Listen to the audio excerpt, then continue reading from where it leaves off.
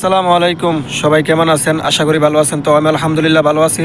তো আজকে নতুন একটা ভিডিও নিয়ে আসলাম। তো দেখেন, এখন কাজ শেষ, আমি কাজ শেষ করে এখন বাইরে দাঁড়ায় আছি বাসের জন্য। তো বাস আসতে আরও আধা ঘন্টা সময় লেগে যাবে। তো আমাদের কাজ, আমি যে কোম্পানির মধ্যে কাজ করি ওই কোম্পানির কাজ এই আধা ঘন্টা আগে শেষ হয়ে যায়। হাত মুখ ধোয়ার জন্য দেওয়া দেওয়া হয়, মানে সুবিধা অনেক ভালো আলহামদুলিল্লাহ। তো আজকে বলবো মানে কোন কোন সৌদি আরবের কোন কোন কোম্পানির মধ্যে সবচেয়ে সুবিধা ভালো।